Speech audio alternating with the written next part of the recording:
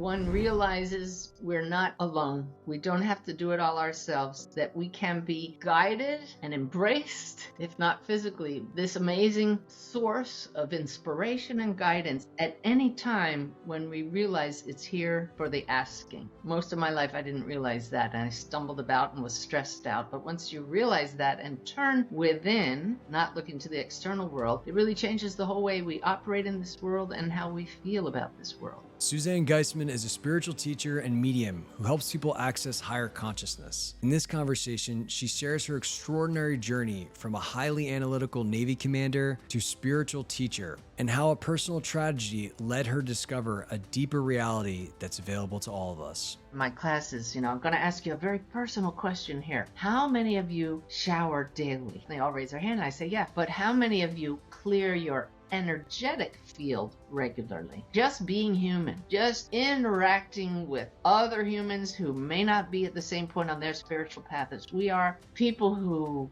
exchange energy in a less than loving way causes our own energy to slow down and get gunked up, as I say it. Our own thoughts, especially when we dig up trauma from our childhood, and we all have it, causes density in our energy. A regular practice of using your intention to visualize your energetic field being clear and free flowing makes a tremendous difference in how we process energy and information and emotions in this life. Suzanne also shares what she's learned through helping others as a medium. And the most important part about mediumship is it gives those across the veil a chance to say the things they didn't say before they passed. So that's when it becomes really healing. They come in and share apologies and thank yous, regrets and gratitude, those and their love. Suzanne offers practical techniques that anyone can use to expand their awareness and access guidance in daily life. Before I knew there was a greater reality, I was stuck in my story. The greatest tool we come to know is that we're not only human,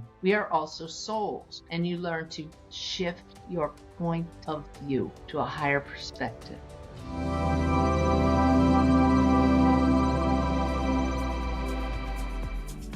Before we get into this conversation, I want to ask you to join this amazing community of consciousness explorers.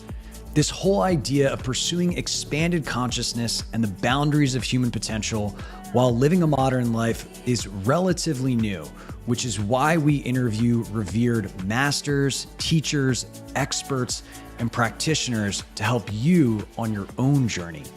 To stay up to date on the latest conversations, simply click subscribe below and you'll be notified each time a new episode comes out. I am so grateful for all of your support and comments. I love reading them. Now let's dive into this conversation. Hey, Suzanne, how are you today? Oh, Scott, happy to be here talking with you. Well, I'm very excited as well. I had so much fun just learning about your own path and journey and just all the wisdom that you share with people. And I think where I really wanted to open this up is what does living a divinely guided life mean to you? It means that one realizes we're not alone. We don't have to do it all ourselves, that we can be guided and embraced, if not physically, by this amazing source of inspiration and guidance at any time when we realize it's here for the asking. Most of my life, I didn't realize that, and I stumbled about and was stressed out. But once you realize that and turn within, not looking to the external world, it really changes the whole way we operate in this world and how we feel about this world. I mean, it's such a powerful revelation. And how did this shift occur in your own experience? I went from a very left-brained analytical life where I was a military officer, retired with the rank of commander, and I was the aide to the head of the U.S. Armed Forces, the chairman of the Joint Chiefs of Staff. It doesn't get any more left-brained than that. I went from that to my current work as a spiritual teacher after being personally witness to both sites that were attacked on 9/11 with my own eyes on that day, flying over the World Trade Center after they'd been attacked and returning to my office building, the Pentagon, while it was still on fire. Started asking questions that eventually spiritual seekers get to ask. Why are some people in the wrong place at the right time? The right place at the wrong time. why do some people die younger than a full life? That kind of question. But what really propelled this journey was the death of my 27-year-old stepdaughter by lightning strike in 2006. When I saw her lifeless body in the coffin, I suddenly knew, in a way I hadn't known when I saw my grandparents at their funeral. I knew there is something that enlivens these bodies. We can call it a spirit, call it a soul, call it consciousness. When that is withdrawn from the physical vessel, it doesn't disappear. I knew that. And I set out to connect with Susan and discovered I could connect with all levels of consciousness. And so can anybody. And wow, so it sounds like you had some very dramatic events that led you here. What was the development of kind of a ritual or daily experience of that? How did that unfold for you? It was my commitment to connecting with Susan, knowing inside that she really does exist. I wasn't going to give up. So I began meditating, but I didn't follow any specific meditative practice. And I realized that what I ended up doing was the practice in itself. It was sitting quietly with my eyes closed and saying, Susan, let me feel you. Let me sense you. And then that required me to observe my consciousness. And I realized it's not necessarily mine. And I noticed how the mind works. And then I started to notice what stood out from the normal thought patterns and sensations and feelings that I was used to. And that practice expanded my awareness, helped me focus, and holding a single focus on Susan showed me how mundane most of our thoughts and feelings are, and allowed me to really notice those that weren't mundane. So it sounds like you were, through that process, able to start to detect and discern different types of information. Absolutely. And most people miss what's present because we pay so much attention to the mundane, to the normal things, or we don't pay attention at all. We're caught up in the drama and get stuck in our own, what I call BS, belief systems, and whatever is the drama of the day. I definitely know what that's like. And I think a lot of people here, they've heard of things like connecting with the divine, intuition, spirit guides, etc. But there's this kind of conundrum where early on, when they maybe haven't had a lot of practice, it's kind of like, well, how do I know that that's a thought? And how do I know that that's actually information from potentially a different type of source? This is one of the most common questions I get. And so the first way is that what arises in awareness is fresh, creative, unexpected. Then there's going to be an emotional element that comes with this knowing, I should pay attention to this. Ultimately, the question is, does it matter where it came from? Is it helpful and useful? Well, useful is the same as helpful, but is it healing? Does it provide comfort? Is this something you would be well suited to follow and act on? Yeah, I think that's a really sound principle. You know, it reminds me of a lot of the advice I've received around various transformational practices where you can kind of engage your higher self to actually perform transformation. And the question so many people get wrapped up in is like, well, how do I know whether it's, just me or maybe this like higher self? And ultimately, if you're just continue to kind of trust, like it will make itself clear over time. But let me amplify that, though, with something we haven't talked about yet, and that is that I now help other people connect with loved ones who have passed. That's the premise of making the afterlife connection. And it's one thing to trust, but it's another thing to say, all right, if I'm going to trust, give me something I don't know. Give me evidence that I can validate beyond what I'm sensing right now. So as a medium, when I do that kind of work, I rely on evidence. Those who speak to me from higher consciousness have to tell me things I absolutely do not know, that perhaps their loved ones know now or can validate with someone else. So over 16 years of getting evidence on a regular basis, I am fully trusting of what comes through. I love this thing I've heard you talk about called the 3 E's. That kind of give people a little bit of a guide on how they can start to kind of play in this world. Can you share what those are? Well, I love that you said play, because this is wondrous. If you look at this like an adventure, instead I have to prove something, how about if I just play with some of these concepts with the hopes that it leads to something fun, exciting, and helpful? That's an outstanding attitude, a miracle mindset. Really good. For me, a miracle is just when the veil parts enough between the physical and the non-physical spectrum of consciousness that we see, oh my gosh, there really is something more. So the 3 E's are a great way to expand our consciousness and have adventures. The first one is educate yourself. This kind of program, watching other videos online about near-death experiences, spiritually transformative experiences. My videos, I have over 400 of them with evidence and teaching from the other side. Educate us about the greater reality. And I don't know if you've heard this, Scott, but I've read, and I know it's true, that the more we hear other people's stories, the more we're open to having those for ourselves. It expands our belief system. So the educational part is critical to having our own experiences. The second is experience for yourself, and that happens in expanded states of consciousness. So set aside time to do a practice where you shut out the outer world and start doing that focus that we spoke about earlier. Meditate. And the third E, after you have a personal experience of what it feels like to shut out the outer world, and perhaps you're starting to notice a presence or hear information or see images that you know are not coming from your own mind, engage. That's the third E. Engage this higher consciousness. You don't need to know who or what it is. Like, is that my guide? Is that my higher self? Who is this? That's the question you can ask by engaging. Who is this?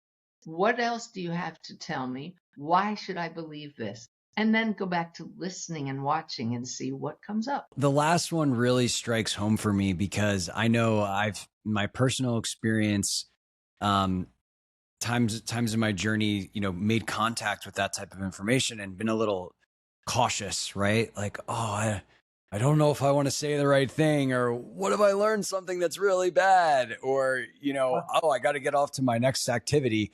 And kind of just, not fully allowed that exchange to really play itself out and blossom. And I wonder what advice you would have for people, as they kind of start to navigate that. What you do is you notice those thoughts that you just explained, and you say, does this meet with my goal here? Is this going to get in the way of my goal? What if? What if is a great question to ask. What if I just humor all these thoughts and sit here and notice the thoughts? Just flow with whatever comes up, but notice it and set it aside. That's what my 3-minute practice that I call the sip of the divine. You can find that on YouTube. SIP stands for sit in peace. 3 minutes a day of noticing how your mind works. That's meditation, but it's really more of a practice of focus and listening and watching. It changes everything. You start to say, wait a minute, who's actually watching? What aspect of this is me? If I'm able to look at my own thoughts, then how can that be that I can step back and take a higher perspective? Could there be something even higher? So now we'll ask that question. It's an excellent practice. Yeah, the way I'm relating to it is also like the questions that you have about the experience, you can ask whatever you're communicating with. That's right. That's the engage part. Those 3 E's, educate, experience, engage, are not linear. You just do them as guided. I think I'll go watch a video. I think I'll go read this book. And whenever you feel guided, stop and experience higher consciousness by doing the sip of the divine, or a meditation, or going for a contemplative walk, or doing some self-inquiry to experience what questions pop up in answer to questions you wouldn't normally have asked, such as, who am I? And the engage part is whenever you sense a presence, whether in meditation or you wake up in the middle of the night, just say, why is this happening? But you're not just wondering, you're asking the presence that you sense, and then take it from there. I think it's a really cool mindset to, go from this view of consciousness, and what enters our awareness as some random kind of slipshod thing to the information is meeting you at a particular moment for a reason. For a reason. Yeah, absolutely. And then you start to connect the dots and you see how we really are part of one web of consciousness. And you start to say, wait, I had this thought that was helpful, but it was connected to this person. Who thought of each other first? And you start to see it's all connected. Really fun to connect the dots. I had a fun experience yesterday where I was hopping onto a meeting and I was running late, and the host was like, the exact moment you joined, I pressed send you a text message. And it was like 13 minutes. It was like some obscure number of minutes after the meeting started. And those little glimpses of the interconnectedness of everything are just, it's so delicious. And the more you pay attention to them, the more they happen. That's the beautiful part. And then your life becomes one big synchronicity. Definitely. This seems like an apt time for maybe a potential story. So you mentioned earlier asking for evidence, right? Like, okay, tell me something I don't know. Show me evidence. I'm wondering if there's any particular striking examples for you where you've received this type of information. This will be the first time I share this story because I just got permission from the woman to share it. Even if it's anonymous, I don't share what comes up in my readings most of the time without asking my clients. But I did a reading for a woman who was sitting in her car because she needed privacy. It doesn't matter where you are. This is a soul-to-soul connection. But I was at home and I tuned in and sensed that she had a son who has passed. He was right here in my awareness. And indeed she did. And the first thing I do is connect with personality. She says, oh, that's him. You're describing him to a T. And he showed me elements of how he passed. She validated that. And then I said, he's showing me, what was it that came up in her case? It was just stunning that she had it right there. I know the second thing I know. He's showing me a bracelet. It's made of leather and string, and he used to wear it. I knew this is just evidence to validate this is him. That's the way we work. She leaned forward in the car onto the dashboard and picked up the leather and string bracelet that was his. She said, I brought 6 things with me. I was hoping he would mention some of them. Right away, my human side says, oh my God, can we get any more? That's what the ego wants, just to prove something. But I know that her son just wanted mom to know he's okay and pass along his messages. So I said to him silently, can you give me one more thing that she brought with her? I said, he's also showing me a heart-shaped stone that's very significant, relates to him and you. She leans forward, picks up this heart-shaped hard object that was made from his ashes. Wow. So the reading went on and on with more evidence. We got 2 of the 6 items because I stopped trying. He wanted to talk about other things, and he brought through just such beautiful validations, including, what was the last thing? Oh, I said, he's showing me a pile of stones. This is not a cairn. It's not made for balance. This is literally a pile of rocks. And now he's showing me a split rail fence. And this is a Civil War battlefield. I just knew it. It just arose in awareness. And we had been talking to his grandfather, her father, who also came through in that session. And she said, the last trip we made as a family with my dad and his grandfather was to Gettysburg battlefield. And I have a photo of both of them standing on a split rail fence and another one of my sons standing on this big pile of rocks in the battlefield. Wow. That's a wow. It's just the son wants to bring up a happy memory with the man in spirit who's right here to let his mom know we're right here. But Scott, before we forget to mention this, one thing that I always ask the spirits to tell me, and every time I connect with them, is tell me something current in your loved one's life that's going on since they passed or just in the last day or 2. So they know you're still part of their lives. And they do it every time. Mundane things like you just ate popcorn before coming on the air, or you dropped a glass and spilled water yesterday.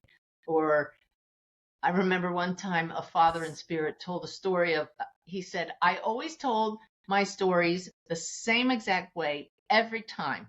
And I love to tell stories. And the woman laughed and she told me later, I just had a conversation with my sister about how Dad always told stories exactly the same way. So that shows that they're even privy to listening to our conversations here, because they're still part of our lives. That's consciousness. It continues. I hope you're enjoying this conversation so far. If you like what you hear, let me know by clicking like, subscribing to the channel, and responding with a comment around something that you found interesting in the conversation so far. In addition to these videos, I do a lot of writing on the exploration of consciousness and my own personal revelations in my newsletter called Consciousness, the Doorway to Human Evolution. To receive these updates and more, all you need to do is simply head to the link in the description below and you'll be added to the community of 20,000 plus consciousness explorers receiving weekly ideas and inspiration in their inbox. I look forward to hearing from you there. Now let's get back to the show. It's amazing. It's absolutely amazing. And it makes me wonder, is there a certain type of information? You mentioned we all have these guides and helpers and, potentially past loved ones. Is there any type of information that they're particularly trying to get through to us? How should we think about the messages we're receiving? I have 3 books that came out in the last year. This one, Mediumship, really explains the hows, the wheres, the whys, the whats about after-death communications from those in our soul family. And the most important part about mediumship is it gives those across the veil a chance to say the things they didn't say before they passed. So that's when it becomes really healing. They come in and share apologies and thank yous, regrets and gratitude. Those and their love. Many times, Scott, I can tell this is your loved one, father, mother, whoever, and they never said, I love you. I can tell it, but they want you to know now they love you. So that's very different than saying, oh, here's your dad and he loves you so much, or here's your mom and she loves you so much. Anybody could make that up. I don't ever say it till they say it, and they let me know how often and how able they were to express their love. That in itself is evidential. It's beautiful. It sounds very healing. Yeah. This ability to, and I know you have a new book that is on pre-order and coming out in June. Remind me of the title of that again. Yeah, that one is Making the Afterlife Connection, the journey from doubt to knowing that death is not the end. It's available already, for pre-order. So maybe maybe this is or is not in that book, and I definitely want to talk about that too. But this ability to communicate beyond this material realm to our soul family, as you put it, is that an accessible capacity for any person? Yes, and that's why I write these books, because look at me with this Navy commander background. I didn't talk about these kind of things in the military. I had no idea, Scott, I would be doing this work. I wasn't raised with religion. I never saw a spirit. I didn't know the spirit world was real. I did not believe in angels and spirit guides. It was all just fantasy to me. I thought you had to be a born medium seeing spirits if they even existed. And now here I am doing it. And it's because I took the route that acknowledges this is all consciousness. It's not a matter of belief. It's a matter of understanding how it works. I'm tuning into higher frequency than most people's brains can tune into, but they can learn to attune to those frequencies, just like I did, through meditation, through other practices, by turning up the love. Believe it or not, that increases a connection. So it's a matter of fine-tuning this vessel that we call a physical body, bypassing the filters of the brain and accessing frequencies containing energy and information that's right here, right now. I love it. It's such an empowering message, and I also agree. And I've had many of my own experiences connecting with my father and others, and it is wild how available it is. It's right there. Like it's one of my favorite analogies is I'm looking across the room at a flat screen TV on the wall. And I know if I pick up the remote and turn it on with intention, I'm going to get the channel that I want. and then I want to shift the channel to a different program, which is on a different frequency, I push a button and there it is. But if somebody took the TV off of the wall and smashed it on the floor, I could no longer display the program that I want. But I know that the programs aren't in the TV. It's energy information that's right here, present. They need the TV to display it. Well, this body of ours displays energy information that pertains to us, our story. When this body no longer functions, where does our energy field go? It's still here. Everything that exists in consciousness is right here, right now, in and as awareness. And our mind is the remote control. Intention changes the channel. So I say, I want to connect with this woman's son in spirit. That's my intention. The channel, I don't have to have a specific number, just my intention to connect with him, stating this woman's son, even if I don't know his name. There's the connection, and boom, he's right here. It's fabulous. It's amazing. And maybe anybody who's listening can experiment with this, you know? That's it. Drop into a... Yeah. Yeah. I mean, you probably have better advice than this. No, that's it. That's what the sip of the divine is all about, is expanding your consciousness. Again, just go to YouTube, Suzanne Giesemann, Sip of the Divine. And it's very simple to learn. And it teaches you how to shift, change the channel. Now, you mentioned this was a very unexpected path for you. Getting into all this. And I've also heard you talk about the idea that our lives are often planned before birth. Oh, yeah. And so I would love to learn more about kind of how that information was revealed to you and what you've learned about it in relation to your own path and kind of going this unexpected way. Yeah, Scott, as I recall, when I heard that I might get chosen to be a special assistant to the head of the Navy, the chief of naval operations, there was this feeling that my human side said, why me? I can't imagine that. But there was a part of me that knew it was going to happen, and it did.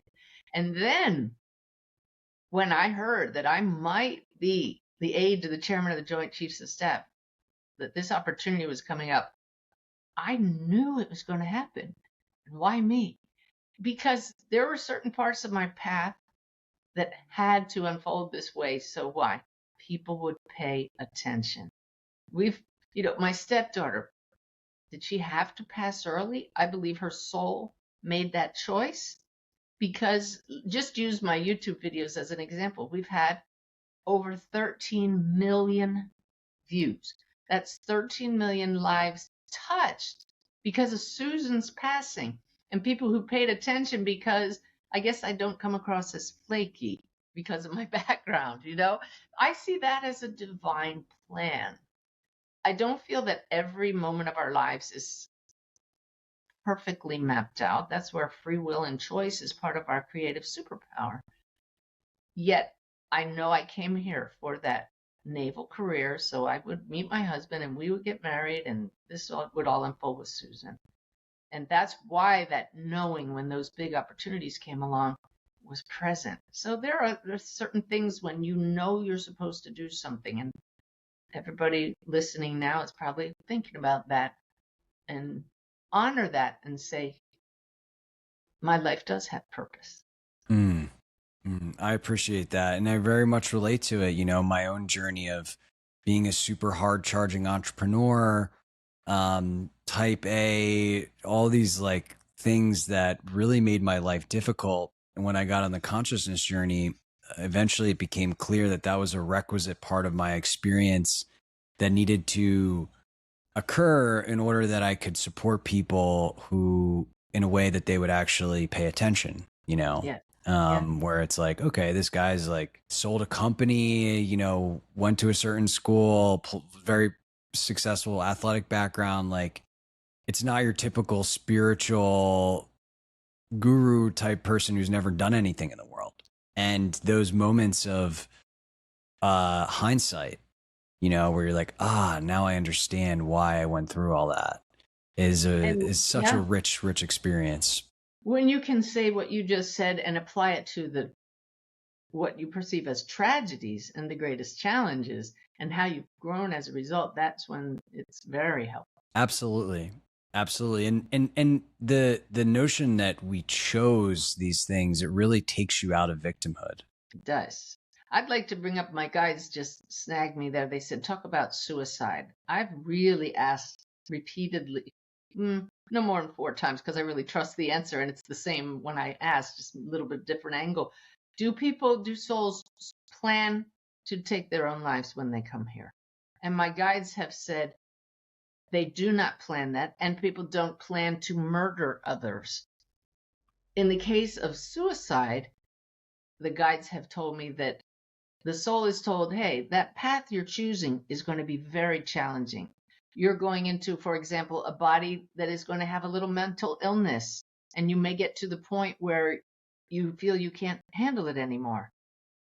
You may want to leave early. We would like you to stick around and see how much you can serve those around you and your own soul's growth. And the soul is really like, no, I'm ready to take that on. It's like, put me in, coach, right? I'm going to do my best. And in some cases, it is more than they feel they can handle. And it is a choice that they make, but not part of the plan. As far as murder, that is free will gone awry, my guides tell me. And that feels right to me, because we are souls. We know that ultimately you can't kill the soul, but yet we come here to learn how to respect and love each other ultimately. You know, Suzanne, this is very, very helpful for me, because someone very close to me took their life. And I have wondered about that, you know, and I think I have always just kind of said, you know, that was their path. And and without really knowing in great detail what that meant. And so just so I understand, it sounds like a soul will understand the propensity and risk and opt into that experience. And ultimately it is their free will that determines whether the difficulty that they might go through that might lead to a suicide. That's exactly the way I understand it, the way it was explained to me. I can't claim that any of this, none of it is absolute truth. The guides say all truth is relative because it relates to each of our stories. The only absolute truth is I am. Everything else is a story, but this is the story that propels us forward and is helpful. And I really want to add here that I have talked to dozens and dozens, if not over 100, over 100 souls who completed suicide, and not a single one was burning in hell. Every single one was greeted by loving beings and then allowed to heal and continue learning. It is the way it is. It's all about evolution. Look at the name of your program. That's it. I mean, one of the quotes I've heard you say that just so resonates with me is, we're here to love and to return with better energy than we came with. Yeah. The soul is already love and whole and complete, but we come into these bodies with a certain, I call it your ringtone, right? That's what sets us apart from each other, our own frequency, our own story. And we build on that story. This is not school where you come to learn certain life lessons because you had something you had to learn. This is creative arts school. This is how can we express the soul's creativity in a way that brings more joy and beauty and love back to the soul. So every painting is going to have a little darkness. That's what that contrast is, what creates the beauty. And so it doesn't mean we came here to be happy. It means we come here to dive in fully and get our hands messy and throw the paint around a while and roll around in it and say that worked and that didn't work. Is it bringing more love into our world? And then when you cross the veil, your guides meet you and they say, what did you bring us? They already know, but it's, just a little analogy. So this idea of increasing our personal vibration and that allowing us to access information at higher vibrations. Do you have a set of things that you recommend people explore if they're curious about that? About what aspect, Scott? I guess increasing their own vibration so that Yes. that becomes Yeah. Oh, accessible to yeah. them. Oh, yes. Uh, in my book, The Awakened Way, I have a whole section on energetic hygiene. And I jokingly laugh. I jokingly ask people in my classes, I'm going to ask you a very personal question here. How many of you shower daily? And everybody's a little taken aback. And then a few of them raise their hand, and I say, that's all. And then they laugh, and they all raise their hand. And I say, yeah, we clean our bodies, our physical bodies, regularly. But how many of you clear your energetic field regularly? And this is the key. Just being human, just interacting with other humans who may not be at the same point on their spiritual path as we are, people who exchange energy in a less than loving way causes our own energy to slow down and get gunked up, as I say it. Our own thoughts, especially when we dig up trauma from our childhood, and we all have it, causes density in our energy. And so a regular practice of using your intention to visualize your energetic field being clear and free flowing makes a tremendous difference in how we process energy and information and emotions in this life. So that is just one of the key points, is being aware of when you're off balance and bringing yourself back into balance with the tools that I teach in that section. Wow, that's amazing. And I imagine too, feeling the higher vibrational emotions like love and joy and gratitude. Yes. And making Yeah. that a regular, go to the love gym, do the workout. Yep. I have a 7-step process called the Bless Me Method. It's in the Awaken Way book, and it's also in a video online. And each of the letters stands for a step to go from normal waking consciousness to the perfect state to communicate with higher consciousness. And the L in Bless Me stands for lift your vibration. And you stay in this L phase as long as it takes to know that you're vibrating higher. And what you just said, the love and the gratitude is the go-to.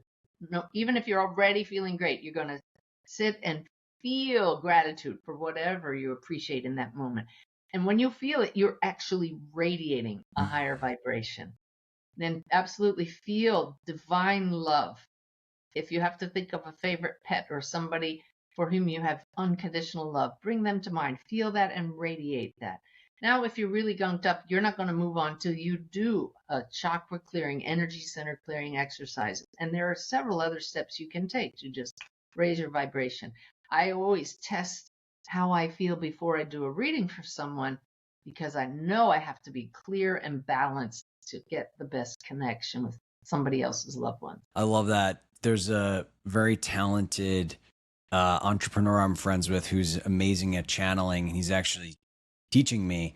And, I was asking about that because I noticed in my own experience that I actually can kind of just quickly be intention, very quickly connect to the information from certain guides. And he's like, and so I asked him, like, how do I need to do the whole ritual in the beginning? Because it seems very available to me to just think of that and connect. And what he said, I thought was really pointed. He's like, well, they don't need you to do anything, but often like you need to be in the right state to discern that you don't have different parts of you kind of coming in and maybe making the information, filtering it a little bit.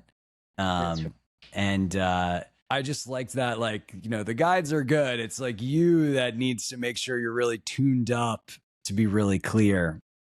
But they can see you and they can implant wisdom and give you information. But if you meet them in the middle, it's much easier on both sides. I like that. How would you explain this vibrational information stuff to somebody who's that kind of goes above what the brain can process, to someone who's very grounded in material science? I would go back to that analogy that I showed already about the television set and the signals that are right here, because most people understand that, yeah, there are billions of cell phone signals around the world. Thank goodness we can't tune into those without a finely tuned instrument that we call a cell phone. We would agree that there are hundreds of television station frequencies right here, right now, but the brain filters it out. We would agree that our technology is only limited to a certain bandwidth of energy and information, frequency signals. But does that mean that's where the signals end? No, we just don't have the technology. So same with our minds. There's only so much of a bandwidth we can tune into. Who's to say that there's not more than that? Look at how a dog perceives the world. It can hear frequencies that we can't. It can smell scents that we can't. So who's to say there is much more here than literally meets the eye and the ears and the nose? And it seems like the innate power of intention is kind of the mechanism that we can use to plug into these different things. That's it. You've got the key right there, but couple that with belief, because if you don't believe it's possible, you shut down that connection in most cases. Yeah. You know, there was actually an amazing piece of science that just came out. I don't know if I will have time to pull it up or not, but it was a peer-reviewed PubMed study, and yeah, basically it showed that all humans have psi abilities, but that our brain intentionally kind of blocks them to prevent us from experiencing them. Yeah, if we were open to all of it, what's the point in coming here, Scott? You know, it'd be a lot less fun. Yeah, and truly, if we suddenly, all of us awaken suddenly, then this is heaven. There's no need to live our stories out here. We come here and little by little, we're shown things, and I can see when the veil parts for a reason for me with bigger miracles than normal. And I just say, thank you for that. I'll use that to help others. But it's deliberate. It's intentional. This set, the body's programmed the way it is. It's perfect. Perfect. There's a concept I really liked. I heard you talk about called the happiness set point that I think alludes to the wisdom in this. It's not my concept at all. It's one I picked up when I was reading a book about the brain and how the left brain filters out awareness. And this is so helpful to understand this, Scott, that we're all born with a certain happiness set point. Like your weight, you know, you're going to overeat a little, but if you cut back, you'll go back to that certain weight. And you can, your IQ, you're born with a certain IQ, and that's your set point. Well, same with happiness. Think right now about somebody who is a gloomy Gus, and they're always that way. They came in that way. That was their happiness set point. If they win the lottery, they might be happy for a while, but even after they start buying all the luxuries, they're going to go back to the gloomy Gus set point. Now, I'm usually pretty joyful. I was just telling somebody else that my parents used to call this my enthusiasm, or, Suzanne's enthusiasm. I've always been this way. So I have a pretty high happiness set point. Doesn't mean I don't get sad, don't get upset, those kind of human things. When my stepdaughter passed, that set point was really low for quite a while, but ultimately it's back to where it was. Now, my guides just corrected me. No, you're missing the point. The thing is, external events like winning the lottery or a death alters your set point, but it comes back to what you came in here with. Meditation is proven to raise your happiness set point permanently. Why? Because it dampens the left brain tendencies and amplifies the right brain tendencies, bringing the two hemispheres of the brain into balance. And when you feel balanced, you feel greater inner peace, you're more centered, and your happiness set point goes up. I love that. And I think it speaks to the wisdom too of if everything was just perfectly amazing all the time, it doesn't necessarily mean we would actually be happier, you know? And there's a deep beauty in the contrast that we experience on this planet. Isn't that the truth? And it's the awareness when you start noticing the wave-like nature of the ups and downs of life, that you then come to trust this too shall pass. How do you feel about the ups and downs being I guess, orchestrated for our understanding and evolution. I feel grateful for that because I know when I'm in the troughs that another peak will come. I feel grateful knowing that if I allow myself to get too high with excitement over something, get a little manic, oh my God, look what's happening, there's going to be an equal and opposite low.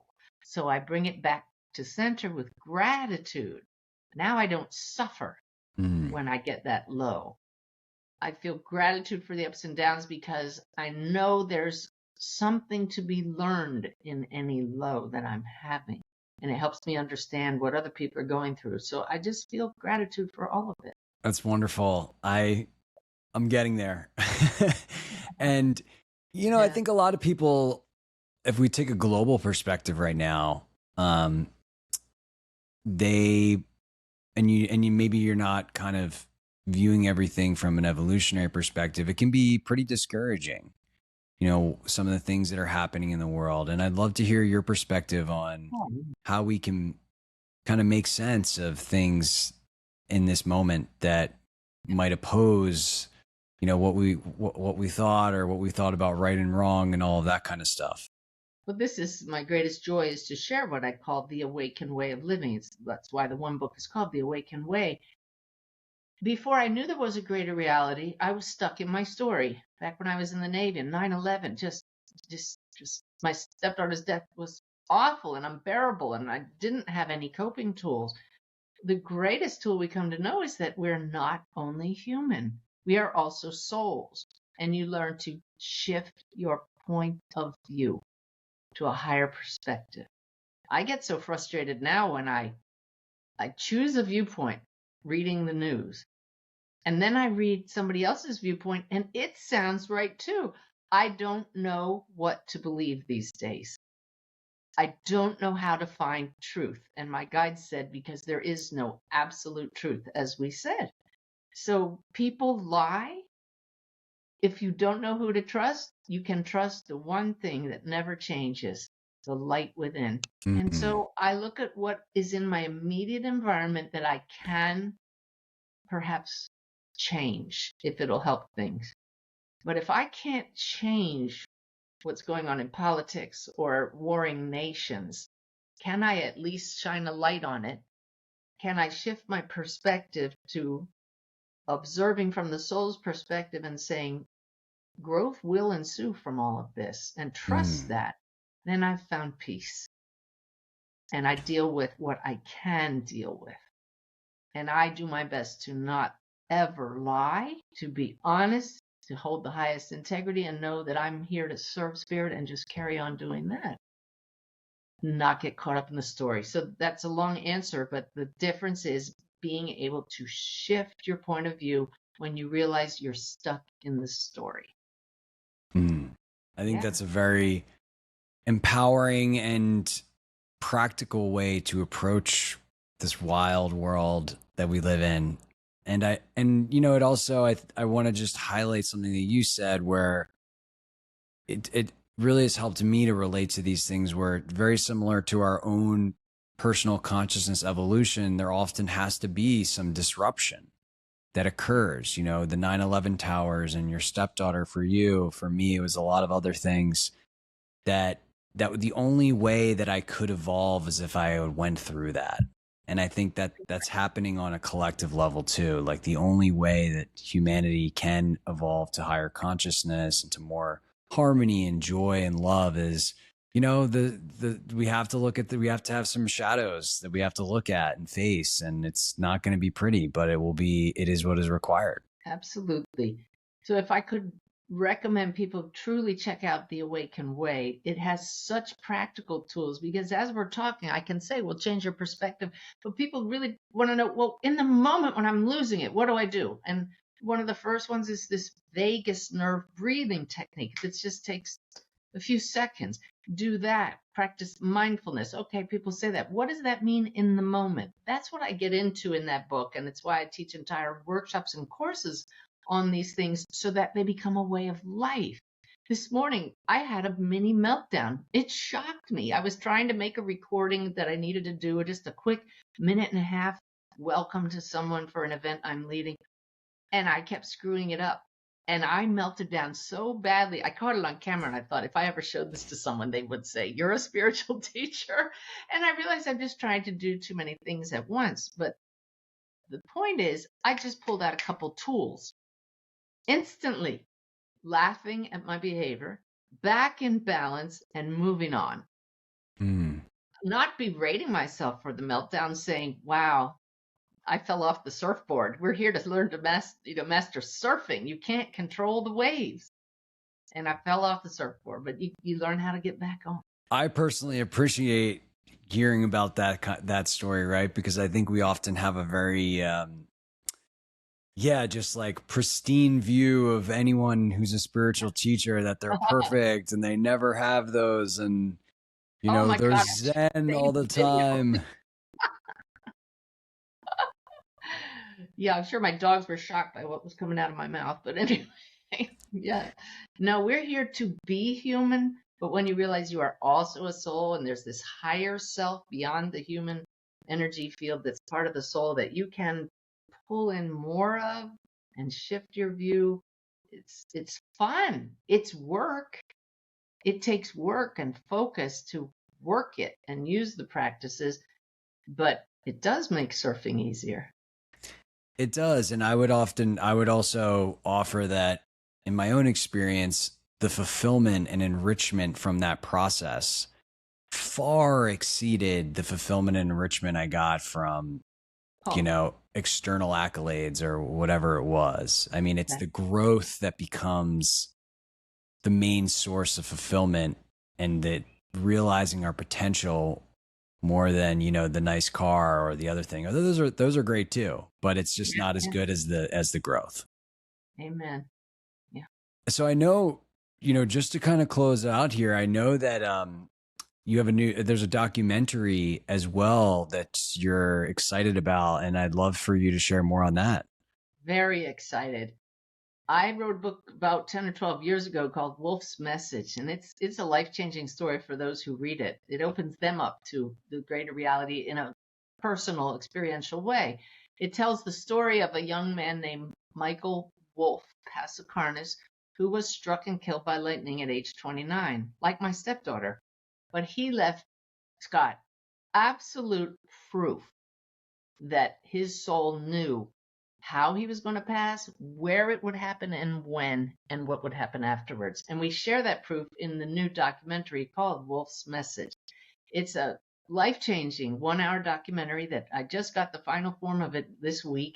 It's beautifully done, very cinematic. I'm thrilled to say it's so good. It's already been selected for participation in the Illuminate Film Festival, formerly the Sedona Film Festival, which is all about consciousness-raising films.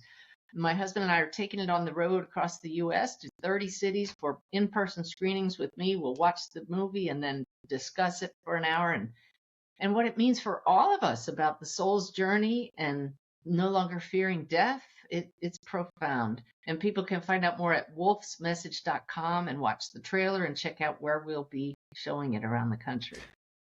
Well, now I'm so intrigued. Absolute proof. I mean, that sounds pretty compelling. And it is. And I tell people, I was told early on as a medium, don't ever say you have proof of the afterlife.